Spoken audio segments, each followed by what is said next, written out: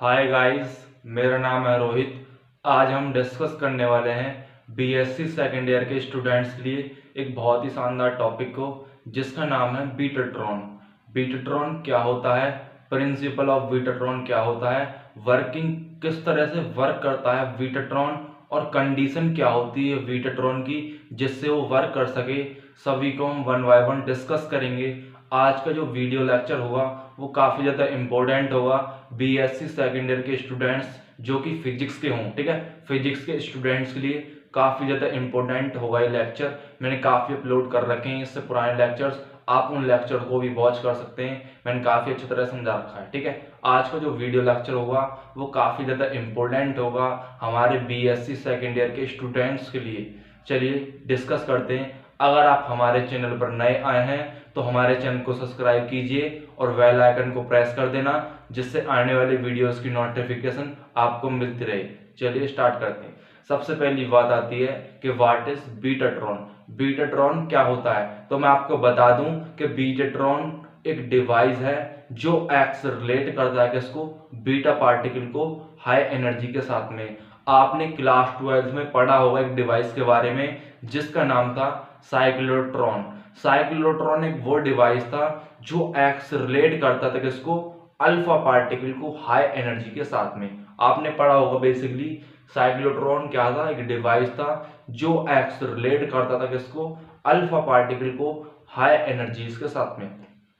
इसी प्रकार से बीटाट्रॉन भी एक डिवाइस है जो एक्सेलरेट करता है किसको, बीटा पार्टिकल को हाई एनर्जी के साथ में।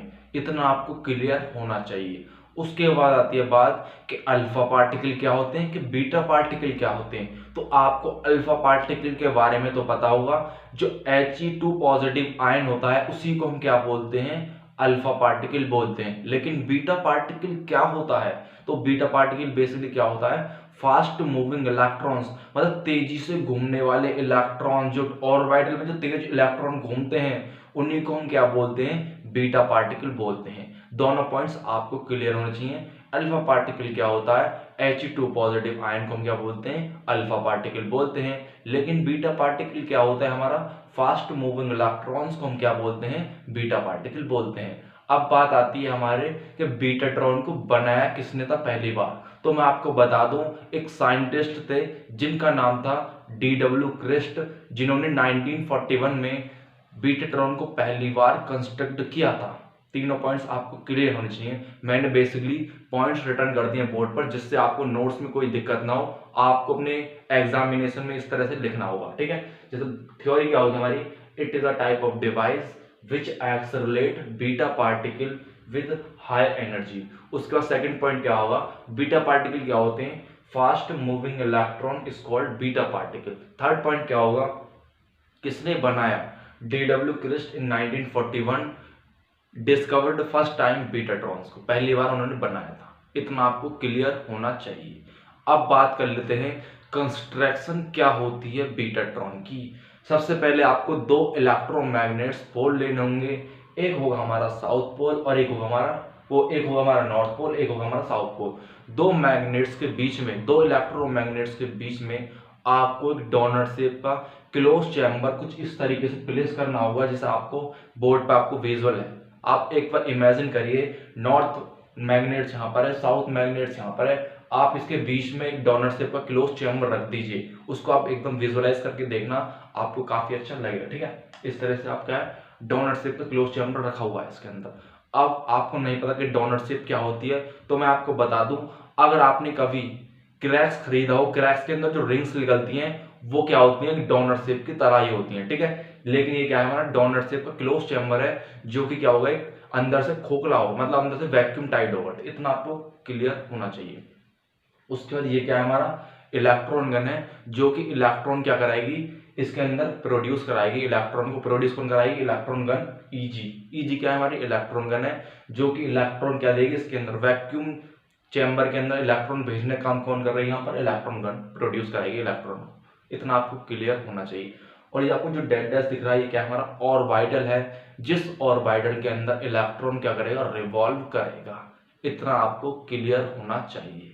उसके बाद ये जो हमारी मैग्नेट्स हैं, दोनों जो मैग्नेट्स हमारी, ये किसके द्वारा कनेक्ट होंगी, ये अल्टरनेटिंग सोर्स के द्वारा कनेक्ट होंगी। वो जो अल्टरनेटिंग सोर्स है इसको एनर्जी देगा, जिस एनर्जी की वजह से इसके अंदर एक स्ट्रॉन्ग मैग्नेटिक फील्ड बनेगा, किसके अंदर, इस वैक्यूम चैम्बर के अंदर। उसके कुछ इफेक्ट प्रोड्यूस होंगे इस वैक्यूम चैम्बर के अंदर, उन इफेक्ट्स को हम आगे डिस्कस करेंगे। आप पहले इतना नोट कर लीजिए, उसके बाद हम आगे का डिस्कस करेंगे। फटाफट नोट करिए, स्क्रीनशॉट लीजिए इसका और नोट्स अपने थ्योरी के साथ बनाते रहना, ठीक है। चलिए नोट तो कर ही लेना गाइस, सारे पॉइंट्स नोट कर लिया आपने। मैंने आपको बता दिया कंस्ट्रक्शन किस तरह से बनाते हैं वीडियोट्रॉन की, इतना तो आपको क्लियर हो चुका होगा। मैंने आपको बताया था ये जो हमारे मैग्नेट्स हैं ये एसी सोर्स के साथ कनेक्टेड है, मतलब अल्टरनेटिंग करंट के साथ कनेक्ट है। वो जो अल्टरनेटिंग करंट है प्रोड्यूस करा क्या देगा, एनर्जी देगा किसको, मैग्नेट्स को। ये जो मैग्नेट्स हैं क्या प्रोड्यूस करेंगी, मैग्नेटिक फील्ड प्रोड्यूस करेंगी। इतना आपको क्लियर हो चुका है ना। लिख दिया मैंने points. AC provide the energy to the magnets and its magnet produce strong magnetic field inside the chamber। ये जो मैग्नेट्स हैं हमारी स्ट्रॉन्ग मैग्नेटिक फील्ड बनाएंगी किसके अंदर, इस चैम्बर के अंदर। इतना आपको क्लियर होना चाहिए। और वो जो डायरेक्शन होगी किस डायरेक्शन में होगा, आप जानते हैं नॉर्थ से साउथ जाती है इलेक्ट्रिक फील्ड लाइंस, कुछ इस तरह से क्या होगी डायरेक्शन होगी इसकी लाइंस की। चलो जी क्लियर है ना पॉइंट्स। इस तरह से क्या होगा, हमारा मैग्नेटिक फील्ड डायरेक्शन यूं करके होगी इस तरीके से, ठीक है। इतना क्लियर है। उसके बाद में ये जो हमारी मैग्नेटिक फील्ड लाइंस क्या होंगी, वेरीज करेंगी, क्योंकि हमारा जो मैग्नेट्स हैं वो एक अल्टरनेटिंग सोर्स के साथ कनेक्ट है। तो मतलब क्या होगा, हमारा जो करंट है बार बार करंट में डिक्रीजमेंट होगा, उसकी वजह से मैग्नेटिक फील्ड क्या होगा, इंक्रीज और डिक्रीज हो सकता है। मतलब मैग्नेटिक फील्ड क्या करेगा, वेरीज करेगा टाइम के साथ में। वो जो वेरीज मैग्नेटिक फील्ड है पैरेलल होगा, जो इसकी एक्सिस होगी, किसकी, वैक्यूम चैम्बर की जो एक्सिस होगी उसके क्या होगा, पैरेलल होगा क्या, मैग्नेटिक फील्ड। जो कि हमारा मैग्नेट से निकल रहा है मैग्नेटिक फील्ड, वो पैरेलल होगा किसके, चैम्बर के एक्सिस के। और वो जो मैग्नेटिक फील्ड है प्रोड्यूस करेगा दो इफेक्ट, किसके अंदर, इस चैम्बर के अंदर दो इफेक्ट प्रोड्यूस करेगा। वो कौन से इफेक्ट होंगे उनको अभी हम डिस्कस करेंगे। पहले आप इतना समझिए कि जो एसी करंट है प्रोवाइड करेगा एनर्जी किसको, मैग्नेट्स को। वो मैग्नेट्स क्या करेंगी, मैग्नेटिक फील्ड प्रोड्यूस करेंगी इनसाइड द क्लोज चैम्बर। और जो मैग्नेटिक फील्ड क्या करेंगी, वेरीज करेंगी टाइम के साथ में, जो कि एक्ट करेंगी parallel to the axis of vacuum chamber, जो प्रोड्यूस करेगा दो इफेक्ट को। वो इफेक्ट कौन कौन से होंगे वो हम आगे को डिस्कस करेंगे। पहले आप इतना नोट कर लीजिए, कम ऑन गाइस नोट करिए।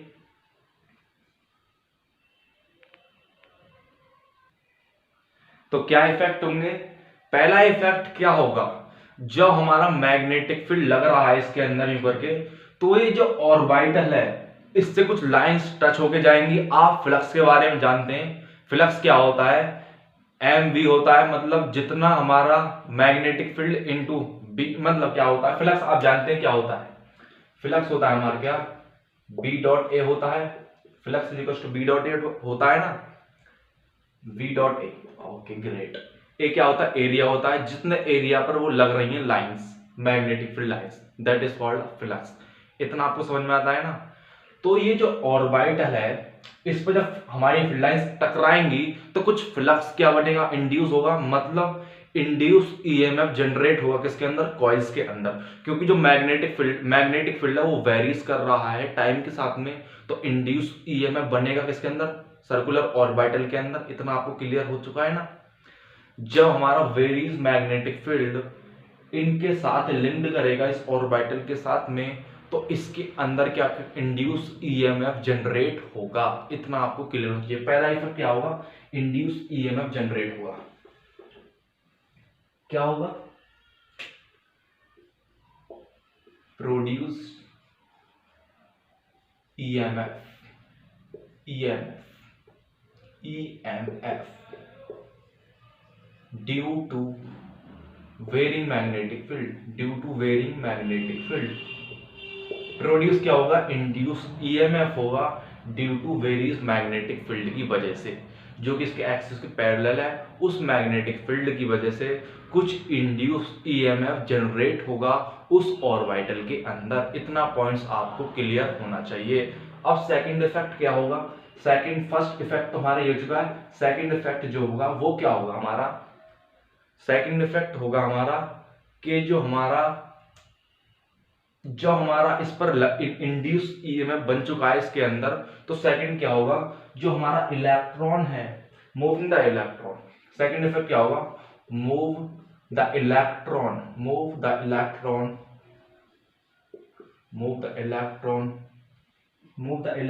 in a circular path,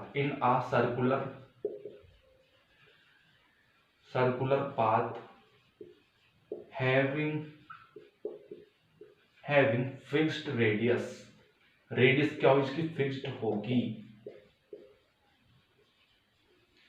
मैंने आपको रिटर्न कर रखा है, बेसिकली क्या है, सर्कुलर ऑर्बिटल है या बोल सकते हैं सर्कुलर पाथ है, जिसके अंदर इलेक्ट्रॉन रिवॉल्व करेगा। वो क्यों रिवॉल्व करेगा, जब हमारा varies magnetic field induce EMF बना रहा है किसके अंदर, इस ऑर्बिटल के अंदर। इसकी वजह से ये जो ऑर्बिटल के अंदर जो इलेक्ट्रॉन आएगा इलेक्ट्रॉन गन के द्वारा, वो क्या करेगा, रिवॉल्व करेगा। इतना आपको क्लियर होना चाहिए। मैं आपको पॉइंट टू पॉइंट सारी बातें समझा रहा हूं इसके अंदर, जैसे आप कोई नहीं समझाएगा इन बातों को। जो मैं आपको बता रहा हूं ना कि सर्कुलर पाथ जिसकी रेडियस क्या होगी, फिक्स्ड होगी, उसके अंदर वो इलेक्ट्रॉन रिवॉल्व करेगा कुछ इस तरीके से। और फर्स्ट इफेक्ट क्या था, प्रोड्यूस क्या होगा, इंड्यूस ईएमएफ किसके अंदर, varies magnetic field in this portion, मतलब इस ऑर्बिटल के अंदर क्या होगा, magnetic field induce EMF produce होगा। चलिए फटाफट इस पॉइंट्स को नोट करिए।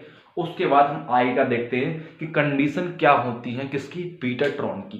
फटाफट इन पॉइंट्स को नोट करिए। चलिए देखते हैं कंडीशन क्या होती है बीटाट्रॉन की। अब उसको हम डिस्कस कर लेते हैं किस तरह से हम फाइंड करेंगे कंडीशन ऑफ बीटाट्रॉन। मान लो कि जो हमारा मैग्नेटिक फील्ड वेरीज कर रहा है, if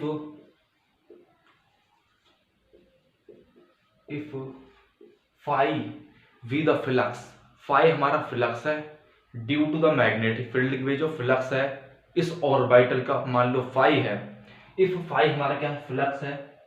if phi is the flux, if phi is the flux linked with orbital, मान लो फाई हमारा कोई फ्लक्स है जो कि लिंक्ड है किसके साथ में, इस ऑर्बिटल के साथ में, ठीक है। तो आप जानते हैं अकॉर्डिंग्स टू फैराडेज क्या होता है, इंड्यूस ईएमएफ किसी भी बॉडी के अंदर जो इंड्यूस होता है उसकी वैल्यू क्या होती है, negative of change in magnetic flux. क्या होता है, अकॉर्डिंग्स टू फैराडे जाएंगे जब, अकॉर्डिंग्स टू फैराडेज के अकॉर्डिंग जाएंगे हम, तो क्या होता है, वो होता है बेसिकली हमारा क्या, इंड्यूस ईएमएफ किसके इक्वल होता है, rate of change of flux के इक्वल। तो ये क्या आ चुका है हमारे पास, इतना क्या होगा, इंड्यूस ईएमएफ होगा इस किसके अंदर, इस ऑर्बिटल के अंदर जो इंड्यूस ईएमएफ होगा वो कुछ इतना होगा, ठीक है। अब आपको पता है कि इलेक्ट्रॉन रिवॉल्व कर रहा था, मैंने आपको दूसरी कंडीशन बताई थी, क्या था, इलेक्ट्रॉन रिवॉल्व कर रहा था इसके अंदर। तो मान लो जब इलेक्ट्रॉन यहां से स्टार्ट करता है, वो पूरा एक रिवॉल्यूशन लेता है, तो कितना वर्क डन होगा उस इलेक्ट्रॉन का, उसको हम देखते हैं कितना वर्क डन होगा।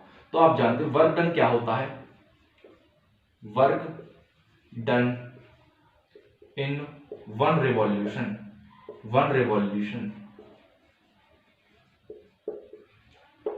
तो इलेक्ट्रॉन का मान लो चार्ज जो है इलेक्ट्रॉन पर वो Q जितना है, तो वर्क कितना होगा हमारा, वर्क होगा हमारा Q इंटू EMF, कितना उसका EMF है और कितना चार्ज है उतना ही क्या होगा, वर्क होगा एक रिवॉल्यूशन में उस इलेक्ट्रॉन का। इतना आपको क्लियर होना चाहिए। फटाफट इसको नोट करिए, उसके बाद हम आगे का डिस्कस करते हैं। फटाफट स्क्रीनशॉट लीजिए इसका, कम ऑन गाइस स्क्रीनशॉट लीजिए यार।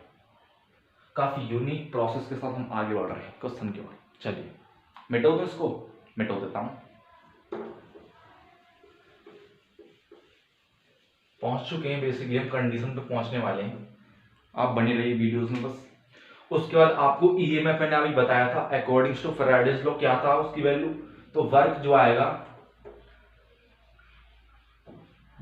आएगा किसके इक्वल आएगा, नेगेटिव ऑफ d5/dt। इसको मान लो इक्वेशन नंबर फर्स्ट। इतना क्या हो गया, वर्क हो गया एक रिवॉल्यूशन में इलेक्ट्रॉन के में, ठीक है। अब आप जानते हैं अकॉर्डिंग टू जाए वर्क एक और फॉर्म में लिख सकते हैं, work done could be also defined in the term of tangential electric field acting on the electron and the total path length of the one revolution। इस तरह से हम लिख सकते हैं। एक सेकंड हम देख लेते हैं क्या होता है। तो वर्क को हम इस तरह से भी डिफाइन कर सकते हैं, work done could also be defined in the term of tangential electric field.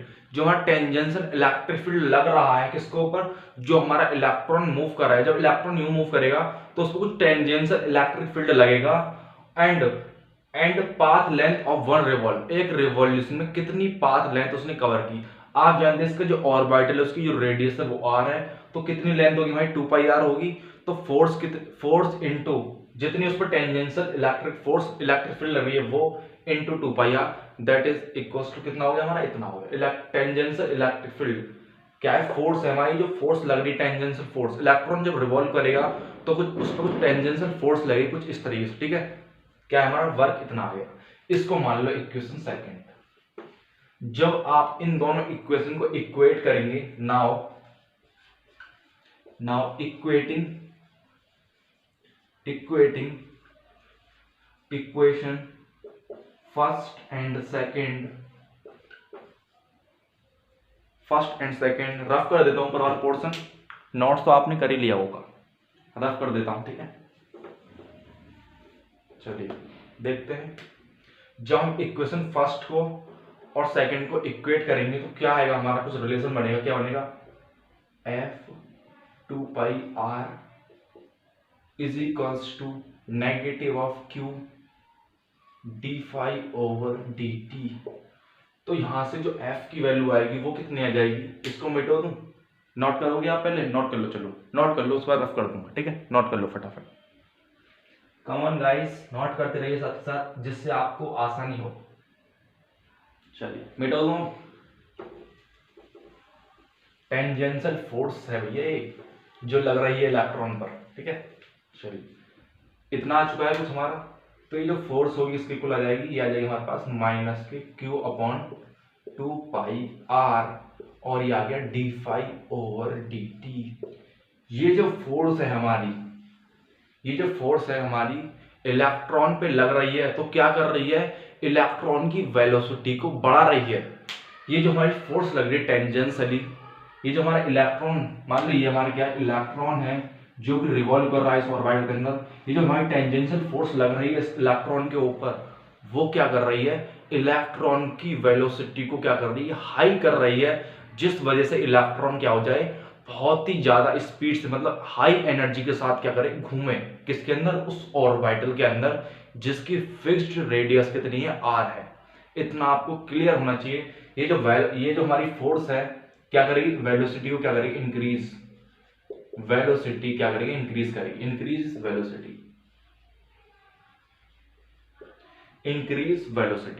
को क्या करेगी, इंक्रीज करेगी। फटाफट इस पॉइंट, इस फॉर्मूला को नोट कर लीजिए, काफी यूनिक फॉर्मूला है, ठीक है, फटाफट नोट करिए। उसके बाद हम आई का डिस्कस करते हैं। इतना तो आपने नोट कर लिया ना, तो क्या होगा, सिंस जो हमारा मैग्नेटिक फ्लक्स है अगर वो परपेंडिकुलर हो जाए plane of the electron orbital के, समझिए एक बात को, since the electric flux is perpendicular to the plane of electron orbital, वो जो इलेक्ट्रॉन ऑर्बिटल का प्लेन है उसके परपेंडिकुलर क्या है, हमारा मैग्नेटिक फ्लक्स है। मतलब ये हमारे क्या ऑर्बिटल है, अगर इसके परपेंडिकुलर क्या है, हमारा मैग्नेटिक फ्लक्स है, मैग्नेटिक फ्लक्स इसके परपेंडिकुलर है इलेक्ट्रॉन के प्लेन के, तो क्या होगा, वो जो इलेक्ट्रॉन है एक्सपीरियंस करेगा क्या, इनवर्ड रेडियल फोर्स एक्सपीरियंस करेगा, कौन, इलेक्ट्रॉन। ये जो इलेक्ट्रॉन है हमारा इस ऑर्बिटल के अंदर, वो क्या करेगा, इनवर्ड रेडियल फोर्स क्या करेगा, एक्सपीरियंस करेगा अपने आप में, ठीक है। इतना आपको क्लियर होना चाहिए, इनवर्ड रेडियल फोर्स एक्सपीरियंस करेगा कौन, इलेक्ट्रॉन, जब वो फ्लक्स जो है परपेंडिकुलर होगा किसके, इलेक्ट्रॉन प्लेन की। ये जो हमारा क्या है, इलेक्ट्रॉन ऑर्बिटल, मान लो एक तरह से प्लेन है।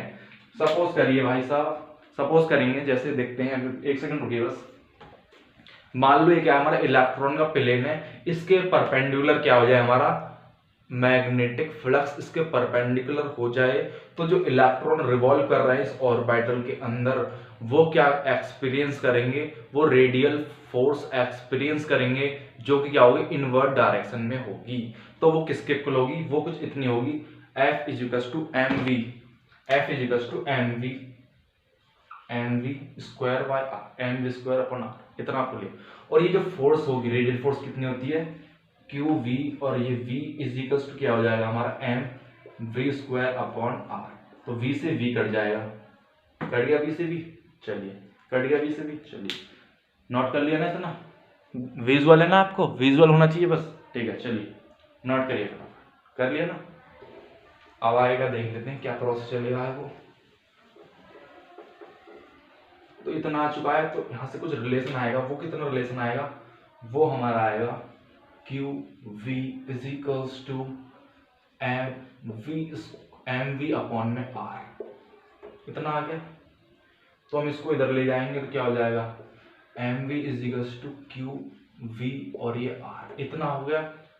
तो आप जानते हैं according to Newton second law, आप जानते हैं according to Newton second law क्या होता है, अकॉर्डिंग टू न्यूटन के second law, according to Newton second law, Newton second law, Newton law के अकॉर्डिंग जाए सेकंड लॉ के, तो क्या होता है, आप जानते हैं F इजिकल्स टू क्या होता है, dp ओवर dt होता है, rate of change of magnet, वो जो हमारा मैग्नेटिक मोमेंट जो होता है, मोमेंट के क्या होता है, rate of change of momentum क्या होता है, फोर्स इक्वल्स टू क्या होता है, rate of change of momentum होता है according to Newton second law. Clear है इतना, चलिए नीचे वाला रफ कर देता हूं पोर्शन, जिससे मैं आगे का नोट कर सकूं, चलिए इतना हो गया। तो आप जानते हैं P इक्वल टू क्या होता है, mv होता है, मोमेंटम क्या होता है, मास इनटू वेलोसिटी, जो कि हमें यहां से मिल जाएगी, इस वैल्यू को हम यहां पे लेस करेंगे, तो क्या हो जाएगा हमारे पास, जो फोर्स हो जाएगी कुछ, जो हमारी रेडियल फोर्स है वो कितनी हो जाएगी, F इज इक्वल टू क्या हो जाएगा हमारे पास, dmv ओवर dt, और इस v की जो वैल्यू है क्या है हमारे पास, d ओवर dt, और ये वैल्यू क्या है हमारे पास, q है, और क्या है हमारे साथ, q तो है हमारे साथ, और भी तो कुछ है हमारे साथ, q है, v है और r है, q v और r। क्या आ चुका है हमारे पास, फोर्स आ चुकी है, जो कि एक इलेक्ट्रॉन रेडियली एक्सपीरियंस अपने आप में फील कर रहा है इस फोर्स को, इतनी फोर्स जो इलेक्ट्रॉन अपने आप में फील कर रहा है, जब जो है हमारा मैग्नेटिक फ्लक्स उस प्लेन ऑफ इलेक्ट्रॉन के परपेंडिकुलर होगा, तो इतना फोर्स एक्सपीरियंस करेगा वो इलेक्ट्रॉन। इसको मान लीजिए इक्वेशन नंबर 4। और वो जो मैंने अभी समझाई थी, जो फोर्स आई थी हमारी, कौन सी वाली फोर्स थी, जो हमारी टेंजेंशियल इलेक्ट्रिक फोर्स थी, उसको मान लेना इक्वेशन नंबर 3, और ये हमारी क्या इक्वेशन नंबर 4 है। फटाफट इसको नोट करिए, उसके बाद आगे का देखने वाले हैं। हम बेसिकली कंडीशन पे पहुंचने ही वाले हैं जो वीटाट्रॉन की कंडीशन होती है। फटाफट नोट करिएगा इसको।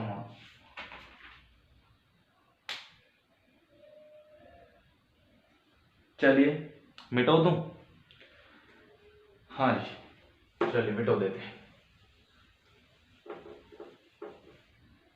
तो हम थोड़ा सा उसको सिंप्लीफाई कर लेते हैं। F इज इक्वल्स टू क्या हो जाएगा हमारे पास, ये हमारी कांस्टेंट है, ये हमारा कांस्टेंट है, और ये आ गया dv over dt, change in magnetic field, great. चलिए इक्वेशन नंबर क्या है हमारी 4 है, इसको मान लो, इसको मान लो, बात तो एक है, सिंप्लीफाई की बस थोड़ी सी।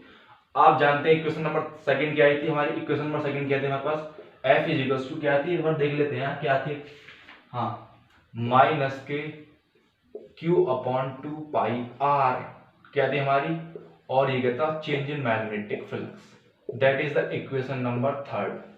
अब इन दोनों इक्वेशन को हम इक्वेट करेंगे तो क्या रिजल्ट आएगा वो हम देखेंगे। अभी मिटो दो पहले इसको, मैं नीचे वाले सिस्टम को भी। जब हमने इस दोनों इक्वेशन को इक्वेट करा, नाउ इक्वेटिंग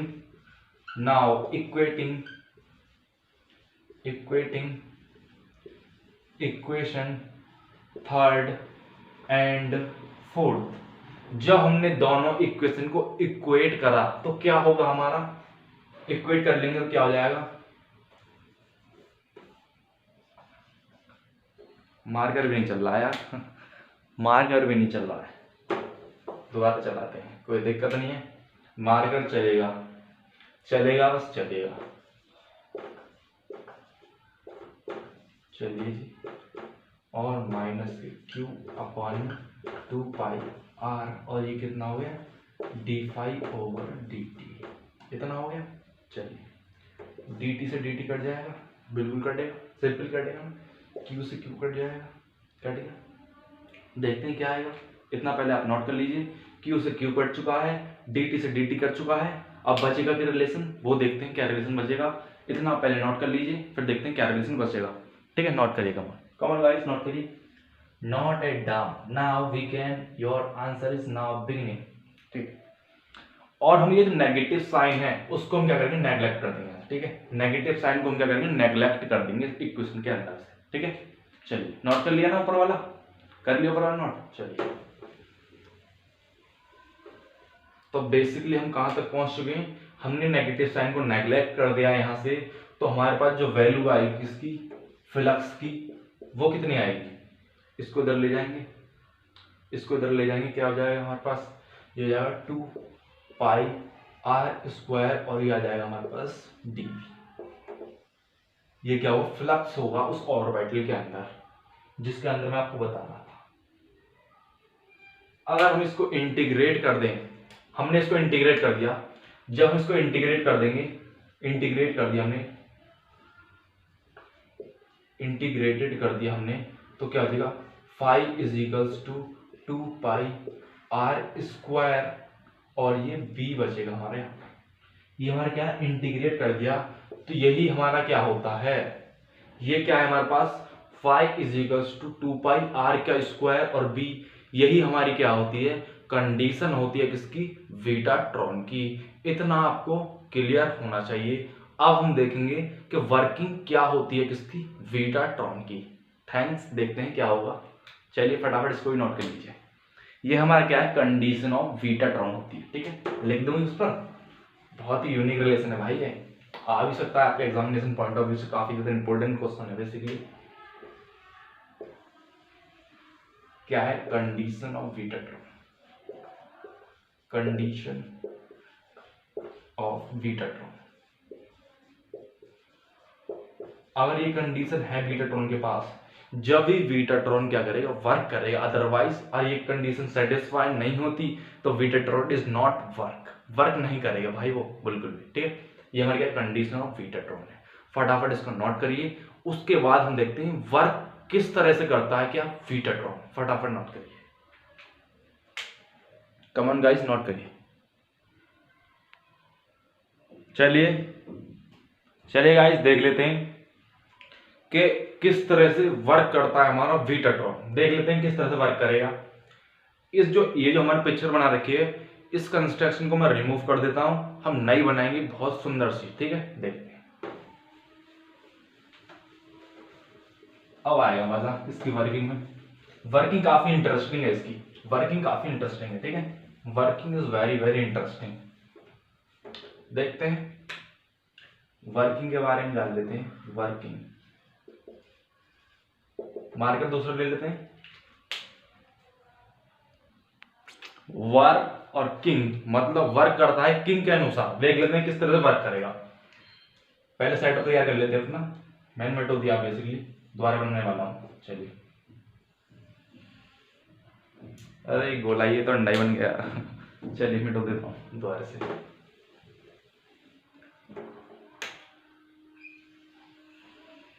चलिए अब बनेगा बेहतरीन, ये लो और बैठ। ठीक है, ठीक है, और बैटल है जिसकी रेडियस क्या थी, आर थी, जो कि फिक्स थी। ये क्या हमारा इलेक्ट्रॉन। ठीक है,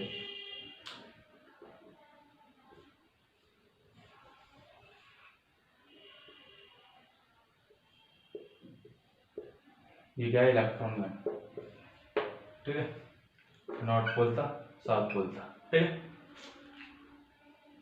और ये क्या है हमारे पास, टारगेट।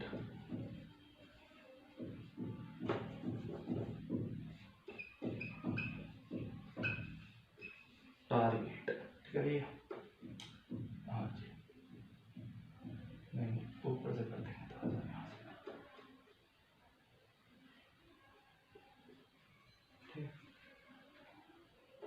चलिए देखें वर्क कैसे करेगा। चलिए स्टार्ट हो जाइए।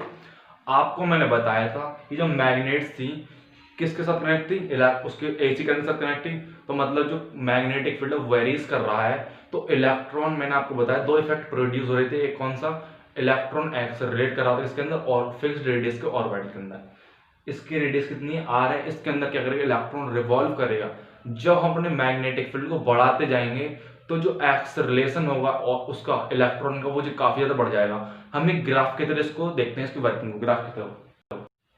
हाँ तो देख लेते हैं, हम इसको ग्राफ के थ्रू समझेंगे किस तरह से हमारा जो बीटाट्रॉन है वर्क करता है। ग्राफ बना लेते हैं, यहाँ पर बना लेते हैं ग्राफ को। चलो इसको छोटा कर देते हैं थोड़ा यार, काफी बड़ा कर दिया मैंने इसका इलेक्ट्रॉन को। इलेक्ट्रॉन में छोटा सा हम लेते हैं, इलेक्ट्रॉन गन भी है ठीक है, छोटा सा। ग्राफिकल रिप्रेजेंटेशन देख लेते हैं इसको, ग्राफिकल ग्राफ देख लेते हैं यार एक बार, ग्राफ से आपको सब समझ जाएगा ठीक है।